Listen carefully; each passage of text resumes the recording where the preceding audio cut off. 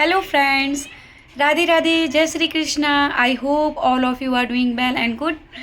तो आ, आज मैं अपना थर्ड ब्लॉग लेकर आई हूँ और आपसे करनी है कुछ ज़रूरी बातें, जैसे कि हमने 2 ब्लॉग में पिछले में की हैं और आप लोगों को भी अच्छा लगा। शायद मुझे ऐसा लगा कि आप लोगों को ब्लॉग मेरे दोनों अच्छे लगे। तो प्लीज़ अगर आपको अच्छे लगे तो प्लीज़ गाइस सपोर्ट करिए। चलिए हम आज अपना ब्लॉग शुरू करते हैं। मैं सबसे पहले रिसेंटली आप सबने भी सुन रखा होगा, न्यूज़ में भी आ रखा है, जो पुलवामा अटैक हुआ है, टेररिस्ट अटैक, उसमें कितने लोगों की जान गई है, 28 ऑलमोस्ट, और कुछ अभी इंजर्ड हैं।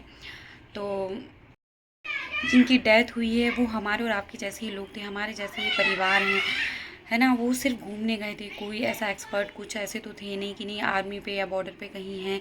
तो उनके लिए बहुत ही मेरे मन में कंडोलेंस है और सहानुभूति है और बहुत ही दुख है। जो हुआ बहुत ही दुखद था। मतलब जो हुआ वो बहुत ही दुखद था और सिर्फ हमारे और आपके लिए ही नहीं, पूरे हिंदुस्तान के लिए, पूरे हिंदुस्तान की पब्लिक आज दुखी है। तो मुझे लगता है कि ये बहुत ही जघन्य, या कहना चाहिए बहुत ही घिनौना सा अपराध है, जो कि नहीं करना चाहिए था, लेकिन हुआ है। इसका हमारी गवर्नमेंट जवाब भी देगी, मुझे पूरा भरोसा है। थोड़ा सा टाइम ज़रूर लग सकता है, लेकिन हमारी गवर्नमेंट इतनी पावरफुल है कि उसका जवाब मुँह तोड़ जवाब दे सकती है। अब रही बात ही टेररिस्ट अटैक क्यों हो गया, हमारे तो इतना बॉर्डर भी सेफ़ हैं, बाकी जो हमारे एरियाज़ हैं, जो सेंसिटिव एरिया हैं, वो इतना सीआरपीएफ वगैरह भी है। मैं खुद गई हूँ कश्मीर 2-2.5 साल पहले, तो ऐसा कोई इशू नहीं था। मैं भी घूमने गई हूँ, सीआरपीएफ भी लगा रखी है पूरी श्रीनगर में। इवन जो हिंदू शॉप हैं उनके बाहर भी 2-2 सीआरपीएफ लगी हुई हैं। मेरी आंखों देखी की बात है, मैं भी गई थी। लेकिन जहाँ ये हुआ है पहलगाँव में से एक रास्ता जाती है, जो कि पहला पड़ाव भी वहाँ पे पड़ता है अमरनाथ यात्रा का, और इस साइड को वो स्पॉट है, टूरिस्ट स्पॉट है, उसको मिनी स्विट्ज़रलैंड के नाम से भी जाना जाता है। वहाँ पे कोई बसेस, कोई कार, ऑटो कुछ नहीं जा सकता, सिर्फ हम खच्चर या घोड़े से ही जा सकते हैं, या फिर पैदल रास्ता है वहाँ का जाने का। वहाँ पर कोई सीआरपीएफ नहीं है। सिर्फ अगर हम वहाँ से मोड़ के जाते हैं तो सिर्फ कुछ दूर तक ही वहाँ पे ये आई थिंक आधा किलोमीटर तक ही सिर्फ सीआरपीएफ लगी हुई है। उसके बाद फिर वहाँ कोई सेफ्टी प्रिकॉशन नहीं है। ये कहीं ना कहीं जो हमारे गवर्नमेंट ऑफ इंटेलिजेंस, या जो कहना चाहिए हमारे गवर्नमेंट की भी है। मैं इतना तो सब इनके बारे में नहीं जानती हूँ, लेकिन ये सब हमारे थोड़ी बहुत लापरवाही तो हमारी भी हुई है कहीं ना कहीं, हम देखा जाए तो।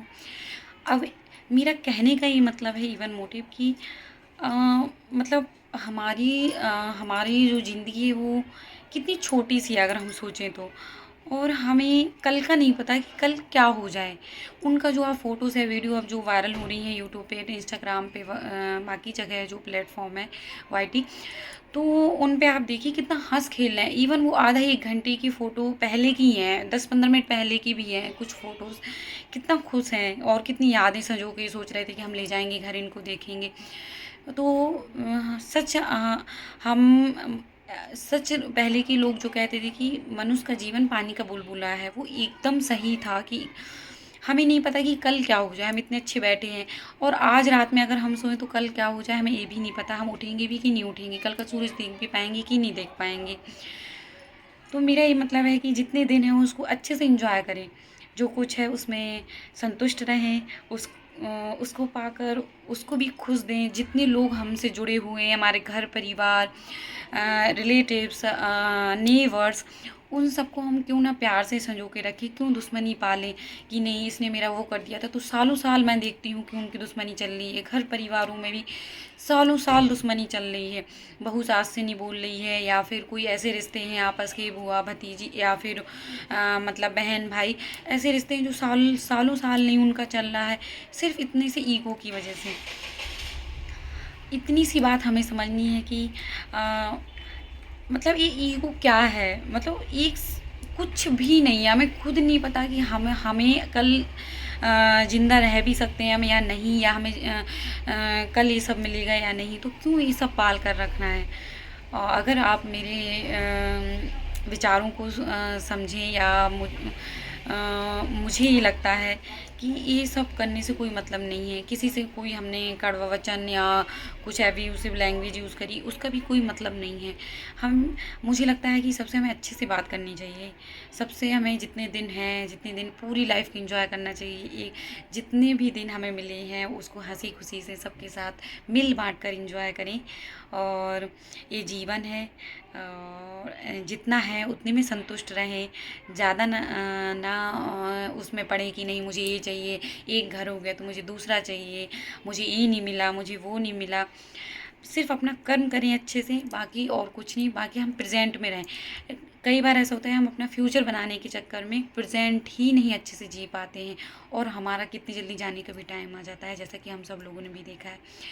हमें हमारा कोई भी सर्टेनिटी नहीं है हमारे जीवन की, तो फिर हम बाकी चीज़ों को लेकर क्यों इतना मतलब परेशान हैरान घूमते रहते हैं कि नहीं हमें मिलना ही चाहिए, जॉब नहीं मिली तो हमें मिलना चाहिए।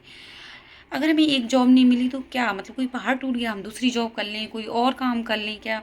नहीं कि उसी के पीछे पड़े रहेंगे ज़िंदगी भर, नहीं। हमें अपने प्रेजेंट को ध्यान में रखकर फ्यूचर बनाना होता है। लेकिन आजकल क्या हो रहा है कि फ्यूचर को ध्यान में रखकर प्रेजेंट हमारा पूरा ख़राब हो जाता है। तो अब मेरी आप सबसे यही गुजारिश है, खुश रहें, मस्त रहें, स्वस्थ रहें जहाँ भी रहें।